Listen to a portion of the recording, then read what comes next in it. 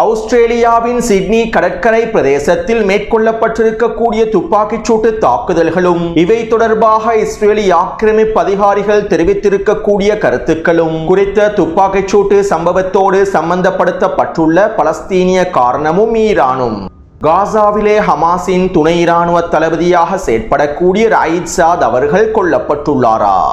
காசாவில் களமிறக்கப்பட போகும் சர்வதேச படைகளை வழிநடத்தப் போகும் ஜெனரல் யார்? இந்த சர்வதேச படைகள் யாருடைய நேரடியான கட்டுப்பாட்டுக்கு கீழால் கொண்டு வரப்பட போகின்றன? ஹிஸ்புல்லாவை நிராயுதபாணியாக்குவதற்காகவும் லெபனானிய அரசு இராணுவத்தினை பலப்படுத்துவதற்காகவும் பிரான்சில் நடைபெறப் போகும் உச்சி மாநாடும் இந்த உச்சி மாநாட்டை ஏற்பாடு செய்திருக்கக்கூடிய சவுதி அரேபியாவும் இஸ்ரேலிய ஆக்கிரமிப்பு இராணுவ தலைமை அதிகாரியினுடைய கருத்துக்களும் சர்வதேச ரீதியில் இஸ்ரேலின் ஆதிக்கத்தை மீட்டெடுப்பதற்காகவும் சர்வதேச அரங்கிலே இஸ்ரேலினுடைய கௌரவத்தை மீட்டெடுப்பதற்காகவும் இஸ்ரேலிய ஆக்கிரமிப்பு மேற்கொண்டு வரக்கூடிய பிரச்சாரங்களும் மேற்கொள்ள போகும் பிரச்சாரங்களும் இதற்காக ஒதுக்கப்பட்டிருக்கக்கூடிய நிதியும் இஸ்ரேலிய ஆக்கிரமிப்பின் பிரச்சாரங்களுக்கு வலு சேர்க்கக்கூடிய அடிமை அரபு ஊடகங்களும் அடிமை அரபுகளை ஆதரிக்கக்கூடிய ஊடகங்களும் இஸ்ரேலிய ஆக்கிரமிப்பை புறக்கணிக்கும் ஐரோப்பிய கலைஞர்களும்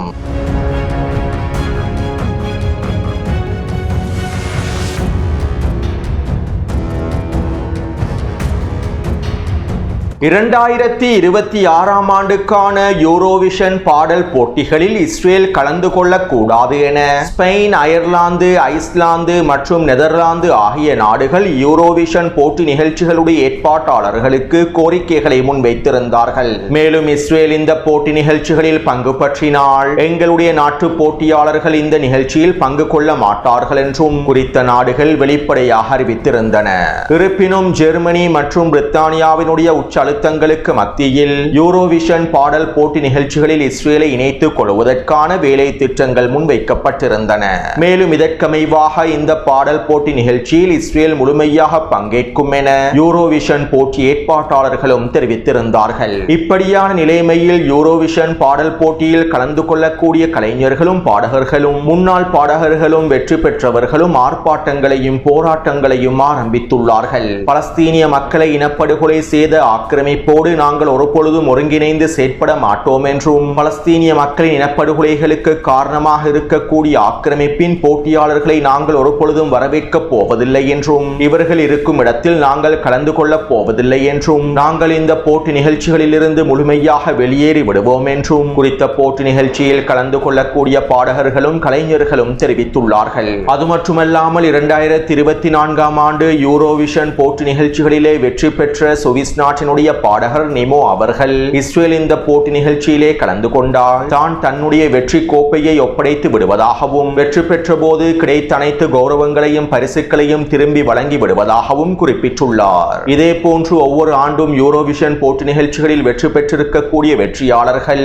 தங்களுடைய வெற்றி கோப்பைகளை மீண்டும் திருப்பி தந்து விடுவதாகவும் ஆர்ப்பாட்டங்களில் குறிப்பிட்டுள்ளார்கள். மேலும் இந்த சம்பவங்கள் சர்வதேச ரீதியில் இஸ்ரேலிய ஆக்கிரமிப்பு அதனுடைய ஆதிக்கத்தை இழந்துள்ளது என்பதனையும் கௌரவத்தை இழந்துள்ளது என்பதனையும் உறுதிப்படுத்துகின்றது. மேலும் சர்வதேச ரீதியில் வெறுக்கக்கூடிய மக்களாக இஸ்ரேலிய ஆக்கிரமிப்பு நிலத்திடர்கள் மாறியுள்ளார்கள் என்பதனையும் இந்த சம்பவங்கள் உறுதிப்படுத்துகின்றன.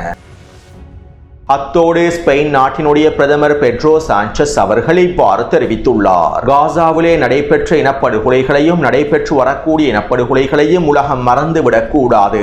இந்த இனப்படுகொலைகளுக்கு காரணமானவர்கள் இதனை முழுமையாக பொறுப்பேற்க வேண்டும். சர்வதேச ரீதியில் இந்த இனப்படுகொலையாளர்கள் ஒதுக்கப்பட வேண்டும். இவர்களுக்கான சரியான தண்டனை கிடைக்கப் பெற வேண்டும். நாங்கள் பலஸ்தீனிய விவகாரத்தில் உறுதியாகவே இருக்கின்றோம். மேலும் நாங்கள் சர்வதேச சமூகத்தினை அணிதிரட்டி பலஸ்தீனிய மக்கள் இனப்படுகொலைகளுக்கு காரணமாக இருக்கக்கூடிய இவர்களை பொறுப்பு கூற வைக்க வேண்டும் என ஸ்பெயின் நாட்டினுடைய பிரதமர் பெட்ரோ சாnchez அவர்கள் தெரிவித்துள்ளார். எந்த ஒரு அரபு அடிமை தலைவர்களும் கூறாத கருத்துக்களையே மனிதநேயத்தை கொண்டிருக்கக்கூடிய ஸ்பெயின் நாட்டினுடைய கிறிஸ்தவ பிரதமர் குறிப்பிட்டுள்ளார்.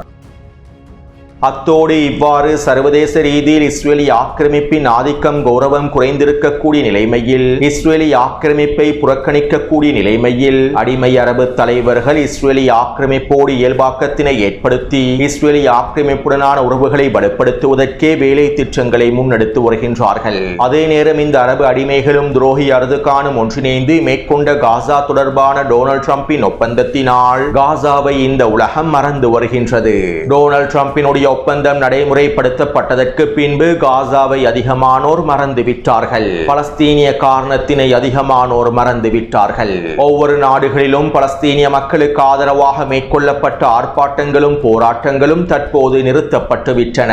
பலஸ்தீனிய மக்களுக்கு ஆதரவாக வெளிப்படுத்தப்பட்ட அனைத்து வேலை திட்டங்களும் தற்போது ஒவ்வொரு நாடுகளிலும் நிறுத்தப்பட்டு விட்டன. சர்வதேச ரீதியில் காசாவிலே இஸ்ரேலிய ஆக்கிரமிப்பு மேற்கொண்டு வரக்கூடிய இனப்படுகொலை தாக்குதல்கள் தொடர்பாக வழங்கப்பட்ட விழிப்புணர்வுகளும் தற்போது நிறுத்தப்பட்டு விட்டன.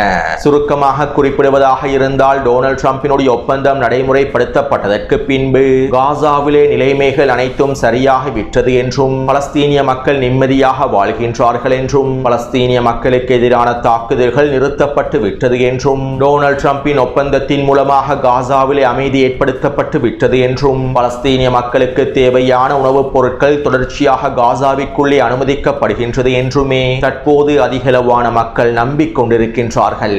இதற்கு மிக முக்கிய காரணமாக அடிமை அரபு ஊடகங்களும் அடிமை அரபுகளை ஆதரிக்கக்கூடிய ஊடகங்களுமே காணப்படுகின்றன.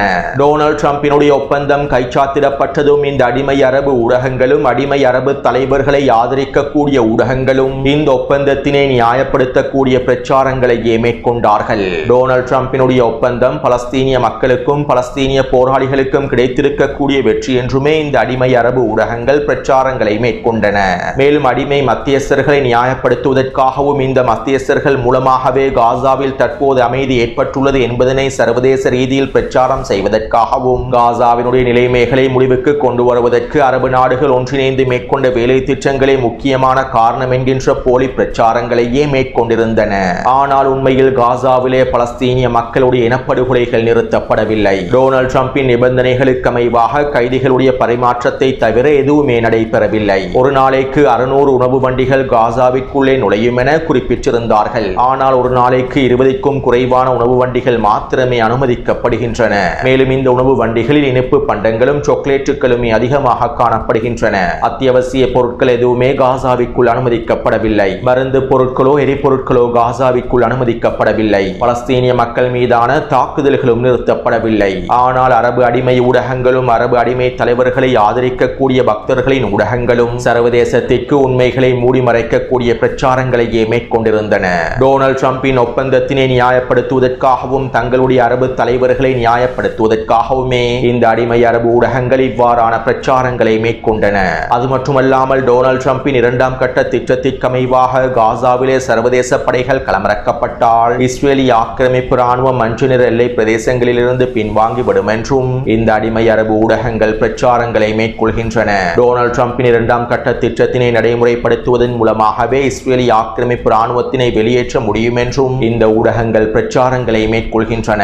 ஆனால் டொனால்ட் ட்ரம்பின் 2ஆம் கட்ட திட்டத்திற்கமைவாக ஹமாஸ் நிராயுதபாணியாக்கப்பட்டதற்கு பின்பே இஸ்ரேலிய ஆக்கிரமிப்பு ராணுவம் மஞ்சள் எல்லை பிரதேசத்திலிருந்து வெளியேறும் என்பதனை இந்த அடிமை அரபு ஊடகங்களும் அடிமை அரபு தலைவர்களை ஆதரிக்கக்கூடிய ஊடகங்களும் வெளிப்படுத்துவதில்லை. இந்த உண்மைகளை அவர்கள் மூடி மறைக்கின்றார்கள். மேலும் இந்த பிரச்சாரங்களுக்கு அல் ஜசீரா ஊடகமும் விதிவிலக்கல்ல.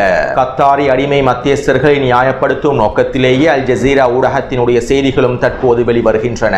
டொனால்ட் ட்ரம்பினுடைய ஒப்பந்தம் நடைமுறைப்படுத்துவதற்கு முன்பு அல் ஜசீரா ஊடகம் வெளியிட்ட செய்திகளுக்கும் டொனால்ட் ட்ரம்பின் ஒப்பந்தம் நடைமுறைப்படுத்தப்பட்டதற்கு பின்பு அல் ஜசீரா ஊடகம் வெளியிடக்கூடிய செய்திகளுக்கும் மிகப்பெரிய வித்தியாசங்கள் இருக்கின்றது என்பதனை நீங்கள் தெளிவாக புரிந்து கொள்ளலாம். 2 கால பகுதியிலும் அல் ஜசீரா ஊடகத்தினால் வெளியிடப்பட்டிருக்கக்கூடிய செய்திகளை ஒப்பிட்டு பார்த்தால் இந்த உண்மைகளை உங்களுக்கு தெளிவாக புரிந்து கொள்ளலாம். அடுத்து கடந்த வாரம் இஸ்ரேலிய ஆக்கிரமிப்பு பாராளுமன்றத்தில் வரவு செலவு திட்டம் முன்வைக்கப்பட்டிருந்தது. மேலும் அதிக வாக்குகளால் குறித்த வரவு செலவு திட்டமானது நடைமுறைப்படுத்தப்பட்டுள்ளது. அத்தோடு 2026ஆம் ஆண்டுக்கான இஸ்ரேலிய ஆக்கிரமிப்பின் இந்த வரவு செலவு திட்டத்திலே பாதுகாப்பிற்காகவும் இராணுவத்திற்காகவும் $34 பில்லியன் ஒதுக்கப்பட்டுள்ளன.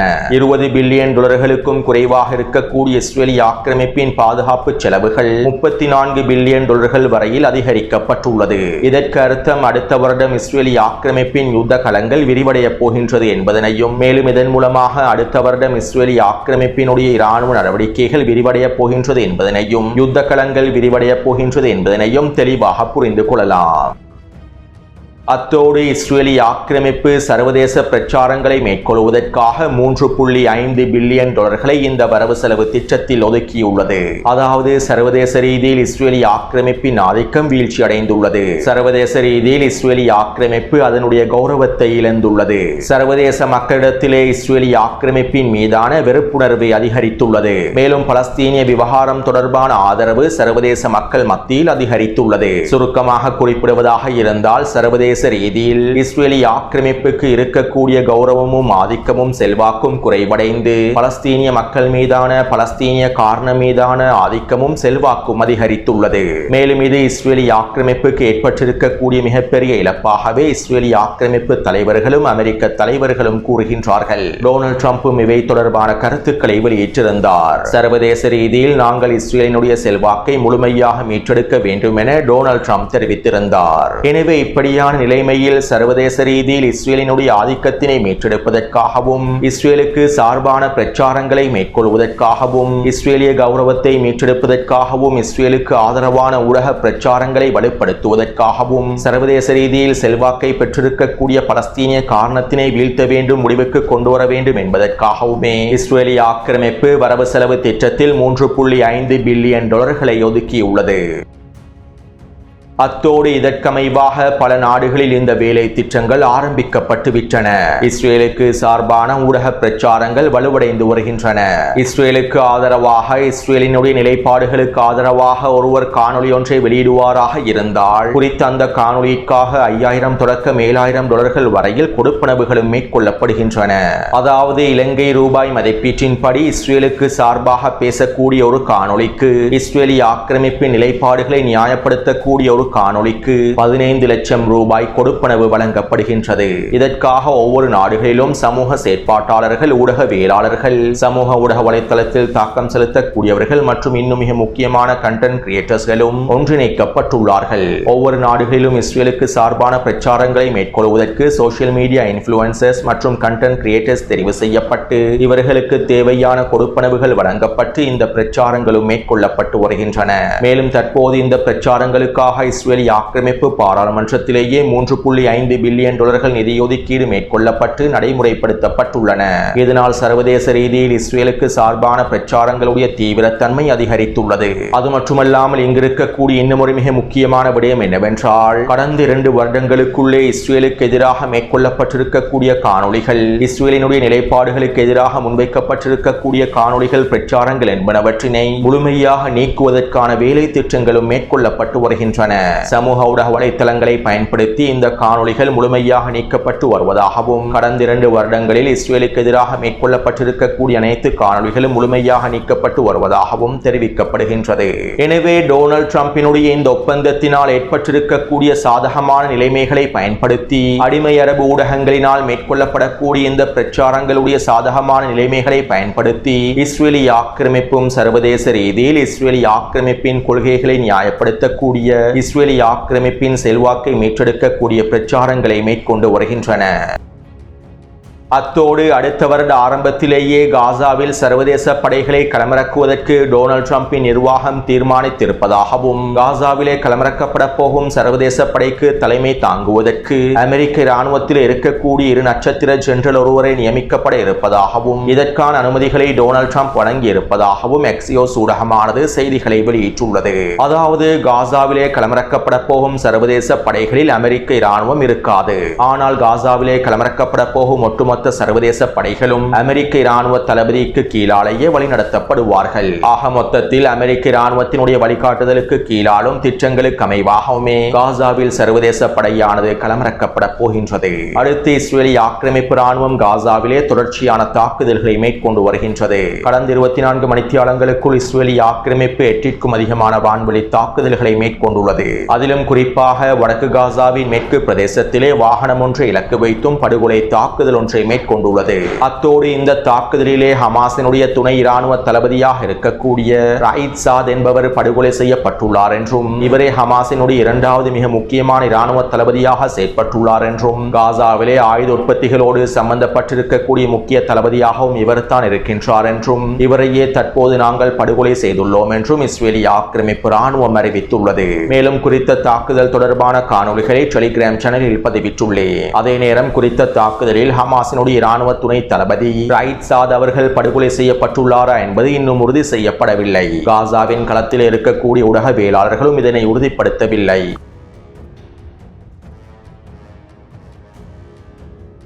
கடந்த 2 வருடங்களுக்குள்ளே பலஸ்தீனிய மக்களுக்கு ஆதரவாகவும் பலஸ்தீனிய போராட்டங்களுக்கு ஆதரவாகவும் ஆஸ்திரேலியாவில் பல ஆர்ப்பாட்டங்களும் போராட்டங்களும் மேற்கொள்ளப்பட்டிருந்தன. இஸ்ரேலிய ஆக்கிரமிப்புக்கு ஆதரவாக சிட்னி மற்றும் ஆஸ்திரேலியாவினுடைய இன்னும் மிக முக்கியமான பிரதேசங்களில் வலுவான மக்கள் போராட்டங்கள் நடைபெற்றிருந்தன. இப்படியான நிலைமையில் ஆஸ்திரேலிய அரசாங்கம் இந்த பலஸ்தீனிய சார்பு போராட்டங்களை முழுமையாக முடிவுக்கு கொண்டு வர வேண்டும் என்றும் பலஸ்தீனுக்கு ஆதரவான இஸ்ரேலுக்கு எதிரான போராட்டங்களை தடுத்து நிறுத்த வேண்டும் என்றும் உச்சக்கட்ட அழுத்தங்களையும் வழங்கியிருந்தது. இதற்கமைவாக ஆஸ்திரேலிய தலைமைகளோடு நெட்டன்யாஹூ தனிப்பட்ட முறையில் தொலைபேசி அழைப்புகளையும் ஏற்படுத்தி கலந்துரையாடல்களை மேற்கொண்டிருந்தார். மேலும் ஆஸ்திரேலியாவிலே ஈரானுக்கான செல்வாக்கு அதிகரித்திருப்பதாகவும் இதனையும் முடிவுக்கு கொண்டு வர வேண்டும் என்றும் இஸ்ரேலிய ஆக்கிரமிப்பு உச்சக்கட்ட அழுத்தங்களை ஆஸ்திரேலியாவுக்கு வழங்கியிருந்தது. இதற்கமைவாகவே கடந்த 2 வாரங்களுக்கு முன்பு ஆஸ்திரேலிய அரசாங்கம் ஈரானிய IRGC இராணுவத்தினை தீவிரவாத பட்டியலில் இணைத்தது. மேலும் ஈரானுக்கு எதிராக அடுத்த கட்ட பொருளாதார தடைகளை விதிப்பதற்கான வேலை திட்டங்களையும் முன்னெடுத்திருந்தது. அது மட்டுமல்லாமல் பலஸ்தீனுக்கு சார்பான ஆர்ப்பாட்டங்களையும் போராட்டங்களையும் முடக்குவதற்கான வேலை திட்டங்களையும் ஆஸ்திரேலிய அரசாங்கம் மேற்கொண்டிருந்தது. இப்படியான நிலைமையிலேயே இன்று காலை ஆஸ்திரேலியாவின் சிட்னி போந்தி கடற்கரை பிரதேசத்தில் 2 நபர்கள் துப்பாக்கிச் சூட்டு தாக்குதல்களை மேற்கொண்டிருந்தார்கள். குறித்த பிரதேசத்திலே யூதர்கள் ஒன்றிணைந்து ஹனூக்கா கொண்டாட்டங்களை மேற்கொண்டிருந்தார்கள். இதன்போது 2 நபர்கள் நுழைந்து துப்பாக்கிச் சூட்டு தாக்குதல்களை மேற்கொண்டுள்ளார்கள். இந்த துப்பாக்கிச் சூட்டு தாக்குதலில் 12 பேர் கொல்லப்பட்டுள்ளார்கள். மேலும் 20க்கும் அதிகமானோர் படுகாயங்களுக்கு உள்ளாக்கப்பட்டுள்ளார்கள். அத்தோடு இந்த துப்பாக்கிச் சூட்டு தாக்குதல்களை மேற்கொண்டவர்களில் ஒருவர் கொல்லப்பட்டுள்ளார். இன்னும் ஒருவரை ஆஸ்திரேலிய பாதுகாப்பு படையினர் கைது செய்துள்ளார்கள். இவ்வாறு கைது செய்யப்பட்டிருக்கக்கூடிய துப்பாக்கிச் சூட்டு தாக்குதல்களை மேற்கொண்ட நபர் நவீத் அக்ரம் என்கின்ற நபர் என்றும் இவர் பாகிஸ்தானை பிறப்பிடமாக கொண்டவர் என்றும் உறுதிப்படுத்தப்பட்டுள்ளது. அத்தோடு இந்த ஹனூக்கா தாக்குதலை தொடர்ந்து இஸ்ரேலிய ஆக்கிரமிப்பு அதிகாரிகள் ஊடகங்களிடம் இவ்வாறு தெரிவித்தார்கள். நாங்கள் முன்பே ஆஸ்திரேலிய அரசாங்கத்திற்கு எச்சரிக்கைகளை வழங்கியிருந்தோம். பலஸ்தீனிய சார்பு போராட்டங்களும் இஸ்ரேலுக்கு எதிரான போராட்டங்களும் ஆஸ்திரேலியாவில் அதிகரித்திருந்தன. இந்த சந்தர்ப்பத்திலேயே நாங்கள் ஆஸ்திரேலியாவுக்கு எதிரான எச்சரிக்கைகளை வழங்கியிருந்தோம். அது மட்டுமல்லாமல் 2 வாரங்களுக்கு முன்பும் ஆஸ்திரேலியாவுக்குள்ளே ஒரு பயங்கரவாத தாக்குதல் ஒன்று நடைபெறுவதற்கான சாத்தியக்கூறுகள் இருப்பதாக ஆஸ்திரேலியாவோடு உளவு தகவல்களையும் பகிர்ந்து கொண்டிருந்தோம். மேலும் இந்த பயங்கரவாத தாக்குதலுக்கு பின்னால் ஈரான் தான் இருக்கின்றது. இந்த பயங்கரவாதிகளுக்கு தேவையான ஆயுதங்களை ஈரான் தான் வழங்கியுள்ளது. ஆஸ்திரேலியாவிலே இருக்கக்கூடிய எங்களுடைய யூத மக்களை இலக்கு வைத்து ஈரானே இந்த தாக்குதல்களை மேற்கொண்டுள்ளது என இஸ்ரேலிய ஆக்கிரமிப்பு அதிகாரிகள் தெரிவித்துள்ளார்கள். மேலும் இன்னும் ஒரு இஸ்ரேலிய ஆக்கிரமிப்பு இராணுவ தளபதி எடியோத் ஊடகத்திடம் இவ்வாறு தெரிவித்துள்ளார். இந்த தாக்குதலுக்கு பின்னால் ஈரானும் ஹிஸ்புல்லாவுமே இருக்கின்றது. நாங்கள் ஹிஸ்புல்லாவினுடைய இராணுவ தலைமை அதிகாரியை இலக்கு வைத்து மேற்கொண்ட தாக்குதல்களுக்கு பதிலடியாகவே ஹிஸ்புல்லா இந்த தாக்குதல்களை மேற்கொண்டுள்ளது என குறிப்பிட்டுள்ளார். அதே நேரம் சிட்னி பிரதேசத்திலே நடைபெற்றிருக்கக்கூடிய இந்த தாக்குதல்கள் ஒரு ஃபால்ஸ் பிளாக் தாக்குதல் திட்டம் என்றும் வேண்டுமென்றே இந்த தாக்குதல்கள் மேற்கொள்ளப்பட்டு பழி பலஸ்தீனிய காரணத்தின் மீதும் ஈரான் மீதும் போடப்பட்டுள்ளது என்றும் சர்வதேச ரீதியில் இஸ்ரேலிய ஆக்கிரமிப்பு அதனுடைய ஆதிக்கத்தினை மீட்டெடுப்பதற்காகவும் பலஸ்தீனிய காரணத்தினை முடக்குவதற்காகவும் இவ்வாறான ஃபால்ஸ் பிளாக் தாக்குதல் திட்டங்கள் மேற்கொள்ளப்பட்டுள்ளது என்றும் ஈரானிய ஆய்வாளர்கள் தெரிவித்துள்ளார்கள்.